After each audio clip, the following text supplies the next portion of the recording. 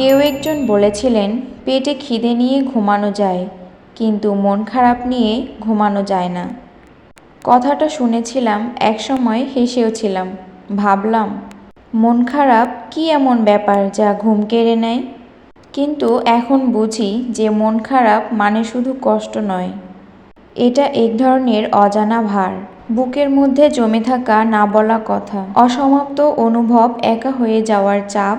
পেটের ক্ষুধা ঠিক এক সময় ঘুমিয়ে পড়ে, কিন্তু মনের ক্ষুধা সেটা সারা রাত জেগে থাকে।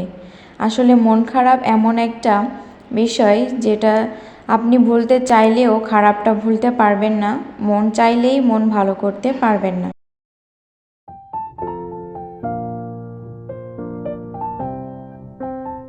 হ্যালো এভরিওয়ান, আসসালামু আলাইকুম। বাংলাদেশি ব্লগার মিতু চ্যানেল থেকে আমি মিতু বলছি। কি অবস্থা সবার, কেমন আছেন? আশা করছি আজকের ভিডিওটা যে বা যারা দেখছেন আল্লাহর রহমতে সবাই ভালো আছেন, সুস্থ আছেন। আলহামদুলিল্লাহ, আমরা সবাই ভালো আছি। বরাবরের মতো ছোট একটা ভিডিও নিয়ে আপনাদের মাঝে এসেছি। আশা করছি আজকের ভিডিওটা ভালো লাগবে। আর যদি ভিডিও কোনো অংশ একটু ভালো লেগে যায় তো অবশ্যই ভিডিওটিতে একটা লাইক দিতে ভুলবেন না। যদি আজকে চ্যানেলে নতুন হয়ে থাকেন তো অবশ্যই চ্যানেলটা সাবস্ক্রাইব করে পাশে থাকা নোটিফিকেশনের অল অপশনটি অন করে দেবেন, যাতে করে আমি যখনই ভিডিও ছাড়বো আপনার কাছে নোটিফিকেশন পৌঁছে যাবে আর আপনি আপনার সময় সুযোগ করে ভিডিওটা দেখে নিতে পারবেন। আর যারা যারা এই কাজগুলো করে নিয়েছেন তাদেরকে মন থেকে অসংখ্য অসংখ্য ধন্যবাদ। তো আমি কিন্তু আগের একটা ভিডিওতে লাইক দেওয়ার কথা বলেছিলাম না, ভুলে গিয়েছিলাম। তো তখন লাইক কিন্তু কম উঠেছিল। আসলে লাইক আমরা দিতে চাই না, দেখা যায় যতটা ভিউ হয় লাইক তার থেকে 1/3 অংশ এরকম হয় আর কি।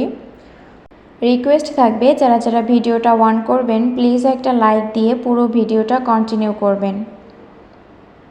আর আজকের ব্লগটা আমি শুরু করেছি দুপুর থেকে। তো দুপুরে রান্নাবান্না করেছি, আপনারা তো দেখে বুঝতে পেরেছেন নিশ্চয়ই। তো রান্নার সময় হচ্ছে আমার সিলিন্ডার ব্যবহার করি, তো সিলিন্ডার গ্যাস শেষ হয়ে গিয়েছিল। তো তারপর আনার পরে হচ্ছে রান্নাটা কমপ্লিট করি। আর এখানে হচ্ছে আমি রুমটাও পুরো গুছিয়ে নিচ্ছিলাম, ঝাড়ু দিয়ে নিচ্ছিলাম।